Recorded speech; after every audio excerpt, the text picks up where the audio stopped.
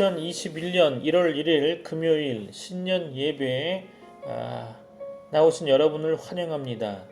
그리고 여러분을 축복합니다. 2021년도에도 하나님의 은혜와 복이 가득 넘치기를 소망합니다.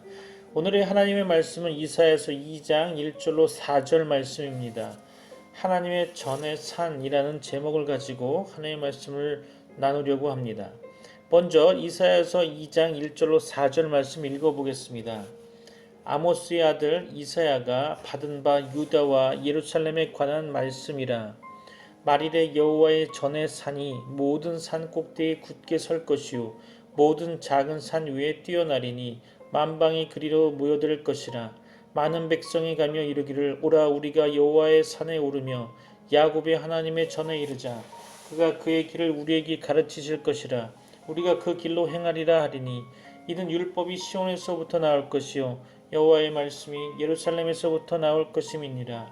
그가 열방 사이에 판단하시며 많은 백성을 판결하시리니 우리가 그들의 칼을 쳐서 보습을 만들고 그들의 창을 쳐서 낫을 만들 것이며 이 나라와 저 나라가 다시는 칼을 들고 서로 치지 아니하며 다시는 전쟁을 연습하지 아니하리라.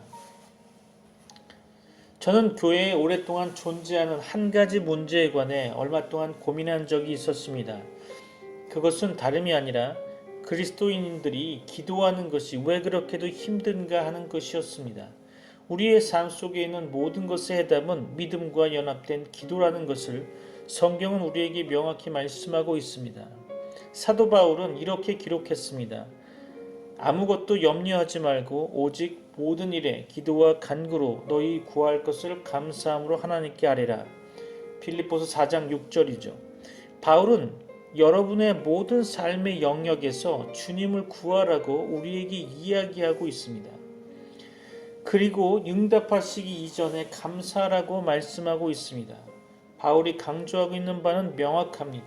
쉬지 말고 기도하라. 우리는 최후의 순환으로서 기도해서는 안 되는 것입니다. 맨 처음에는 친구를 찾아가고 그 다음에는 목사님이나 상담가를 찾아가고 그러다가 마지막으로 안 되면 무릎을 꿇어 기도하는 것, 그것은 잘못된 것입니다. 예수님은 우리에게 너희는 먼저 그의 나라와 그의 의를 구하라. 그리하면 이 모든 것을 너희에게 더하시리라 라고 말씀하셨습니다. 우리는 어떤 사람에 앞서 먼저 주님께 가야 합니다. 그리스도인들이 위기의 때에 그들의 처절한 필요를 위해서 하나님을 찾는 것이 왜 그렇게도 어려울까요? 아무튼 성경은 하나님께서 그의 자녀들의 외침을 들으시고 부드러운 사랑으로 응답하신다는 유일하고도 긴 증거가 되는 것입니다. 시편 34편 15절 보면 여호와의 눈은 의인을 향하시고 그 귀는 저희 부르짖음에 기울이시는도다. 시편 34편 17절에 의인이 외침에 여호와께서 들으시고 저희의 모든 환난에서 건지셨도다. 요한일서 5장 14절로 15절 말씀에 그를 향하여 우리의 가진 바 담대한 것이 이것이니 그의 뜻대로 무엇을 구하면 들으심이라. 우리가 무엇이든지 구하는 바를 들으시는 줄을 안즉 우리가 그에게 구한 그것을 얻은 줄을 또한 아느니라. 그러므로 너희 죄를 서로 고백하며 병이 낫기를 위하여 서로 기도하라. 의인의 간구는 역사하는 힘이 크다고 야고보서 5장 16절에 말씀하고 있습니다. 마태복음 21장 22절에서는 너희가 기도할 때 무엇이든지 믿고 구하는 것은 다 받으리라 하시니라. 잠언 15장 8절이죠. 악인의 제사는 여호와께서 미워하셔도 정직한 자의 기도는 그가 기뻐하시느니라. 잠언 15장 29절에 여호와는 악인을 멀리하시고 의인의 기도를 들으시느니라. 시편 102편 17절이죠. 여호와께서 빈궁한 자의 기도를 들어 돌아보시며 저희 기도를 멸시치 아니하셨도다. 그러나 기도에 관해서라면 성경은 약속 이상의 것을 우리에게 주고 있습니다. 성경은 또한 기도를 소홀히 하는 것에 대한 위험에 대해 경고합니다. 히브리서 2장 3절이죠. 우리가 이같이 큰 구원을 등한히 여기면 어찌 그 보응을 피하리요. 이 구원은 처음에 주로 말씀하신 바요 들은 자들이 우리에게 확증한 바니. 여기에 등한히 여긴다는 말의 히라버는 관심이 거의 없는 것, 가볍게 여기는 것을 말합니다. 이 구절의 문맥은 우리 구원에 관한 것들을 다루고 있으며 기도는 분명히 그것들 중에 하나라는 것입니다. 하나님은 묻고 계십니다. 나와 기도하는 기도 가운데 사귀는 것을 배우지 않는다면 다가오는 어둠의 시대에 어떻게 황폐함과 파멸을 피할 수 있겠느냐? 내 비밀의 골방에서 나의 음성을 듣는 법을 배우지 않는다면 어떻게 그날의 나의 음성을 알아채겠느냐?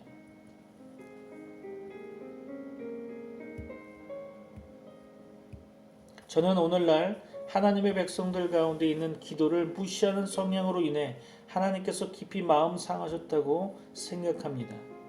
예레미야는 이렇게 기록합니다. 예레미야 2장 32절에 처녀가 어찌 그 폐물을 입겠느냐? 신부가 어찌 그 고운 옷을 입겠느냐? 오직 내 백성은 나를 잊었나니 그날 수는 계수할 수 없거늘. 제가 도저히 이해할 수 없는 한 가지 질문이 또 여기 있습니다.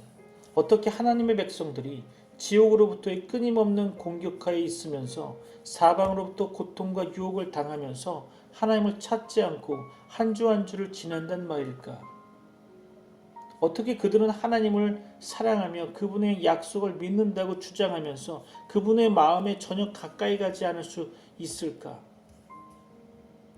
히브리서의 저자는 우리에게 하나님께 가까이 가라고 하십니다.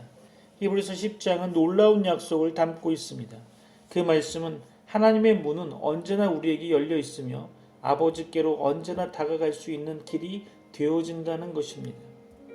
히브리서 10장 19절로 22절 말씀에 그러므로 형제들아 우리가 예수의 피를 힘입어 성소에 들어갈 담력을 얻었나니 그 길은 우리를 위하여 휘장 가운데를 열어놓으신 새롭고 산 길이요 휘장은 곧 저의 육체니라. 또 하나님의 집 다스리는 큰 제사장이 계시매 우리가 마음의 뿌림을 받아 양심의 악을 깨닫고 몸을 맑은 물로 씻었으니 참 마음과 온전한 믿음으로 하나님께 나아가자. 몇 절 뒤에는 주의 날이 속히 가까워지고 있다고 경고합니다. 모이기를 패하는 어떤 사람들의 습관과 같이 하지 말고 오직 권하여 그날이 가까움을 볼수록 더욱 그리하자. 히브리서 10장 25절입니다. 하나님은 말씀하고 계십니다. 지금 이 순간에도 그리스도의 재림의 때가 다가오고 있으므로 너희들은 나의 얼굴을 구해야 한다. 지금은 비밀스러운 골방으로 들어가 나를 알아야 할 때이다. 저는 우리가 재정 시스템의 혼란에 가까웠다는 것을 증명하는 조짐을 이미 보고 있다고 믿습니다.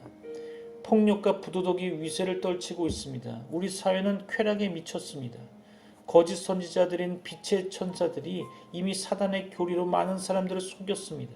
그리고 어느 때든지 우리는 두려움으로 사람의 마음을 약해지게 하는 시련의 때를 볼 수 있습니다. 그러나 이 모든 일이 일어나기 전에 히브리서의 저자는 말했습니다. 진리가 여러분을 비켜가지 못하게 하십시오. 늘 깨어 경계하십시오. 여러분에게는 하나님의 거룩한 임재의 문이 열려 있습니다. 그러므로 완전한 믿음의 확신을 가지고 그분께 들어가며 여러분의 청원을 말씀하십시오.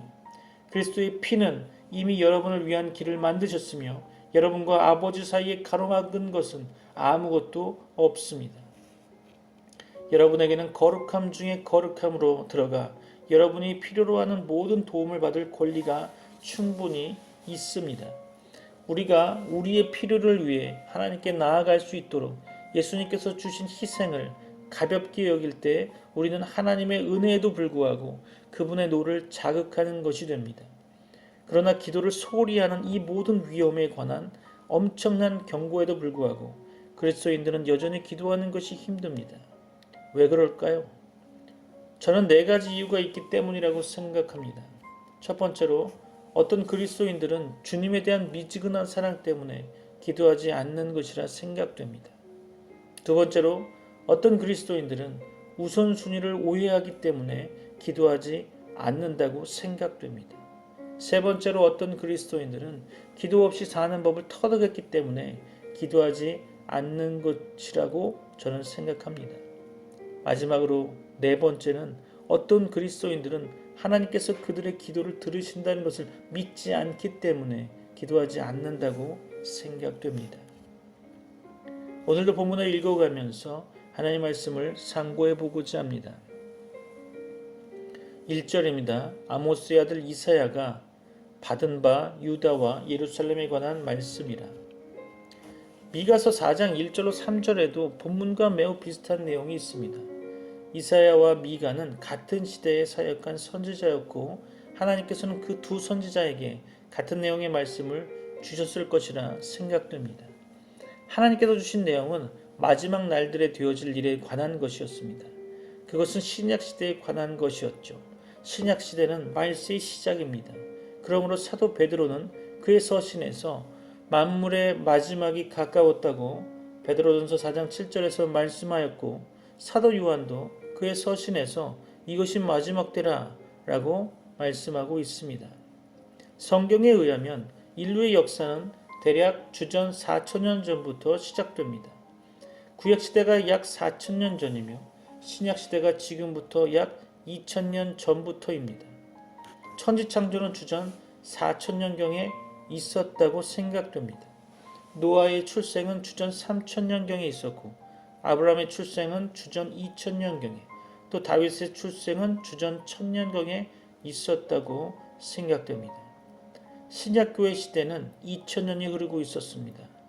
이 2000년은 교회 확장의 기간이었지만 그중 주후 500년부터 1500년까지 1000년 동안은 서방교회가 매우 부패하고 변질된 기간이었습니다.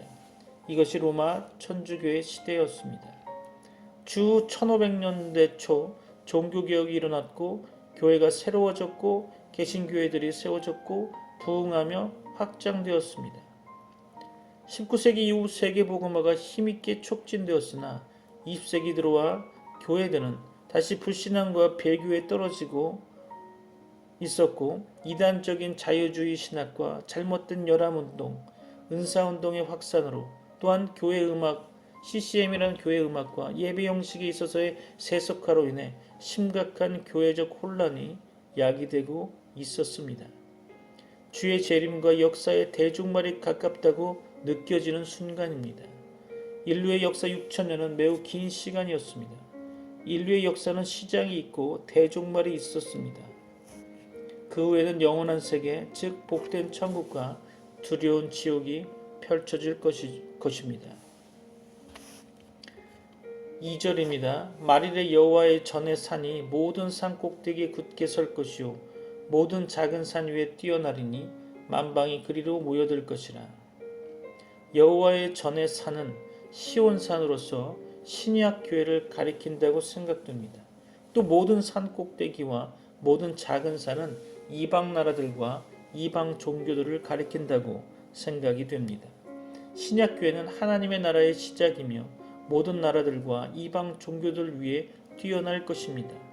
이것은 교회의 영광으로 보여집니다. 만방이 그리로 모여든다는 것은 세계복음화를 말하는 것이 아닐까 생각이 됩니다.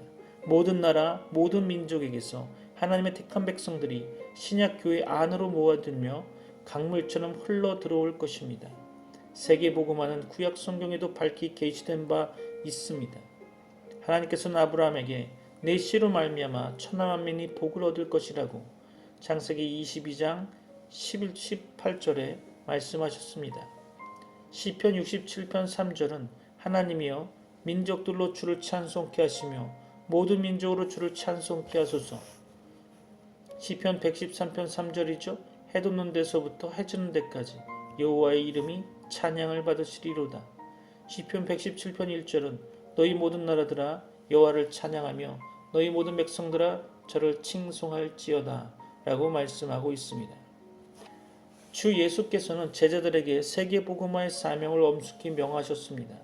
그는 그러므로 너희는 가서 모든 족속으로 제자를 삼아 아버지와 아들과 성령의 이름으로 세례를 주고 내가 너희에게 분부한 모든 것을 가르쳐 지키게 하라. 마태복음 28장 19절로 20절이죠.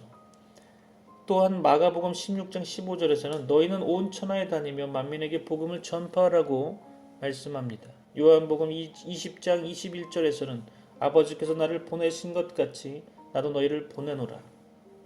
사도행전 1장 8절이죠. 성령이 너희에게 임하시면 너희가 권능을 받고 예루살렘과 온 유대와 사마리아와 땅끝까지 이르러 내 증인이 되리라. 성경은 말씀하고 있습니다. 세계복음화는 하나님의 뜻이며 하나님께서 신약교회에 주신 최대의 임무와 사명입니다. 3절 말씀 볼까요?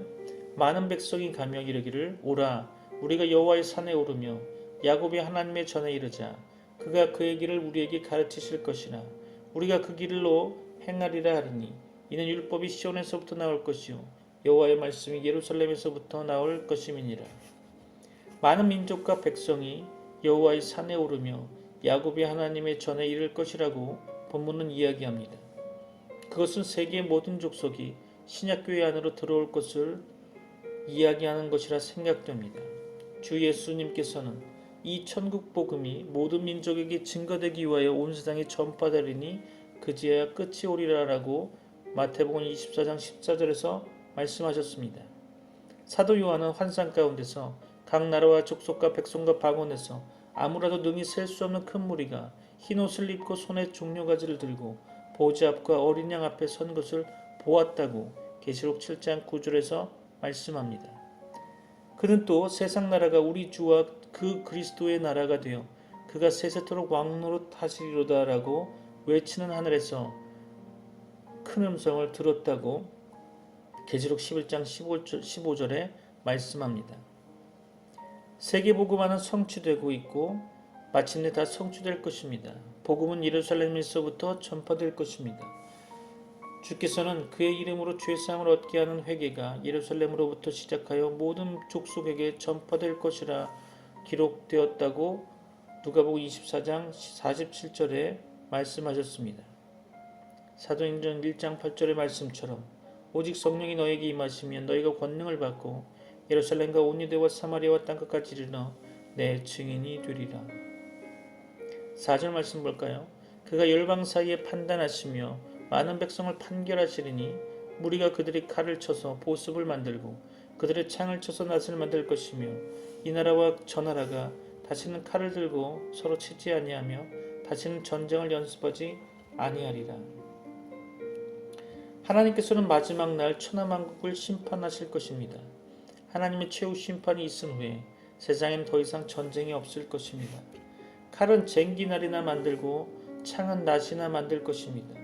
나라와 나라 간에 전쟁이 없을 것이며 전쟁을 위한 연습이나 훈련도 없을 것이라고 본문은 말씀합니다. 평화로운 시대가 온다는 것이죠. 천국은 의와 평안이 충만한 복된 세계일 것입니다. 호세아 선지자도 그날에는 내가 그들을 위하여 들짐승과 공중의 새와 땅의 곤충과 더불어 언약을 맺으며 또 이 땅에서 활과 칼을 꺾어 전쟁을 없이 하고 그들로 평안히 눕게 하리라 라고 호세아 2장 18절에 예언하였습니다. 여러분은 2021년에는 사명을 따라 사는 인생이 되시길 바랍니다. 예화 하나 들려드리고 마무리할까 합니다. 중세시대에 교회당을 짓는데 3명의 석공들이 돌을 쪼고 있었다고 합니다. 지나가는 수사가 보니 똑같은 일을 하는데 3사람의 얼굴 표정이 달라 보였답니다. 첫 번째 사람은 불평불만이 가득하여 투덜거리며 일했다고 합니다. 왜 이 일을 하십니까? 라는 질문에 나는 배운 게 이것밖에 없어서 죽지 못해 이 일을 합니다. 라고 대답했다고 합니다. 두 번째 사람은 그저 담담히 일하면서 질문에 처자를 먹여 살리기 위해서 일하고 있다고 말했다고 합니다. 세 번째 사람은 기쁨과 만족감과 감격함으로 신이 나서 일하는 것이었다고 합니다. 그 사람의 대답은 나는 하나님의 영광을 위해 이 일을 하고 있습니다. 내가 정성을 다해 돌을 아름답게 다듬는 내 손을 통해 장엄하고 위대한 교회가 건축되고 있습니다. 얼마나 보람된 일입니까? 똑같은 일을 해도 3사람의 얼굴 표정과 대답이 왜 이리도 다를까요? 여러분은 오늘 어떤 자세로 사람을 대하고 있습니까? 어떤 자세로 여러분이 하는 일을 하고 있습니까? 다시 태어나도 이 길을 일하는 자세로 오늘을 보람되고 의미있게 살아야 할 것입니다. 당신은 무엇을 위해 사십니까? 확신을 가지고 분명한 대답을 하는 사람이 그렇게 많지 않을 것입니다. 살기는 살지만 일을 하기는 하지만 무엇을 위해 사는지 왜 일하는지 모르고 그저 어물어물 살아가고 그저 일하니까 일하는 사람이 부지기수로 많습니다. 실존 철학의 시조인 키에르 케고르는 22살 대학 시절에 그의 일기에 이런 글을 남겼다고 합니다. 온 세계가 다 무너지더라도 내가 꽉 붙들고 놓을 수 없는 진리, 내가 그것을 위해 살고 그것을 위해 죽을 수 있는 진리를 발견해야 한다. 그것이 나의 진리요, 나의 주체적 자리요, 실존적 진리다 라고 했다고 합니다. 그것을 위해 살고 그것을 위해 죽을 수 있는 진리를 찾는 것, 이것이 인생에서 가장 중요한 일이라고 그는 생각했다는 것이죠. 내가 그것을 위해 살고 그것을 위해 죽을 수 있는 인생의 높은 목표나 이념이나 가치를 우리는 사명이라고 말합니다. 그러므로 인생에서 제일 중요한 일은 자기의 사명을 발견하는 일일 것입니다. 현대인의 불행과 비극이 어디에 있을까요? 위에서의 목표를 잃어버린 데 있습니다. 나는 무엇을 위해서 사는가? 또 무엇을 위해서 살아야 하는가? 라는 인생의 근본적인 문제에 대해서 이것이다 라는 확고한 대답을 갖지 못하는 것에서 기인한다고 볼 수 있습니다. 여기에 현대인의 고민이 있고 방황이 있고 생의 허탈감과 공허감이 있는 것입니다. 그 결과 인생의 사명감을 못 가지고 살아갑니다. 사명감이 우리를 성실하게 만들고 용감하게 만들고 부지런하게 만들고 위대하게 만듭니다. 사명은 인간의 위대한 힘의 원천인 것입니다. 위대한 삶을 원하십니까? 무엇인가를 위해서 살아야 하는 것입니다. 위대한 죽음을 원하십니까? 무엇인가를 위해서 죽어야 하는 것입니다. 인간은 무엇을 위해서 살고 무엇을 위해서 죽는 존재입니다. 여기에 삶의 의미가 있고 보람이 있고 충성이 있고 장엄이 있습니다. 베토벤은 음악을 위해 살고 음악을 위해서 죽었기 때문에 위대한 음악가가 되었습니다. 도스토옙스키는 문학을 위해서 살고 문학을 위해서 죽었기 때문에 대부호 작가가 되었습니다. 로댕은 조각을 위해서 살고 조각을 위해서 죽었기 때문에 대조각가가 되었습니다. 바울은 복음을 위해서 살고 복음을 위해 죽었기 때문에 복음의 위대한 사도가 되었습니다. 리빙스턴은 사명을 가진 사람은 그것을 실현할 때까지는 결코 죽지 않는다고 말했습니다. 사명을 가진 사람은 거기에 집념이 있고 열의가 있고 열정이 있습니다. 이것을 꼭 이루고야 말겠다는 강한 의지와 신념이 있는 것입니다. 내가 이것을 이루기 전에는 죽을 수도 없다는 요지부동한 목적의식이 있는 것입니다. 같은 일을 해도 사명감을 가지고 하는 사람과 사명감 없이 하는 사람의 일은 하늘과 땅 차이입니다. 이제 말씀을 마무리할까 합니다. 본문의 말씀을 몇 가지로 정리해 보려고 합니다. 첫째로 우리는 신약시대가 마지막 때임을 알고 구주 예수 그리스도만 의지해야 할 것입니다. 이사야가 예언한 마지막 날들의 일들은 신약시대에 이루어지고 있습니다. 주 예수님께서 오심으로 새 시대가 시작되었고 신약시대는 종말의 시작입니다. 예수님께서는 하나님께서 보내주신 구주 되십니다. 인류를 죄에서 구원할 다른 구주는 없습니다. 오직 주 예수 그리스도만 인류의 구원자 되십니다. 그가 세상의 심판자로 다시 오실 때 인류 역사의 종말과 천국과 지옥이 펼쳐질 것입니다. 그러므로 우리는 굳센 마음으로 주 예수께 붙어 있고 항상 하나님의 은혜 안에 거하고 주 예수님만 믿어야 할 것입니다. 둘째로 우리는 세계복음화가 하나님의 뜻이며 큰 명령인 것을 알고 세계복음화 일에 동참해야 할 것입니다. 사도시대에 복음이 온 세상에 전파되기 시작했습니다. 사도 바울은 이 복음이 천하만민에게 전파된 바 되었다고 증거하였습니다.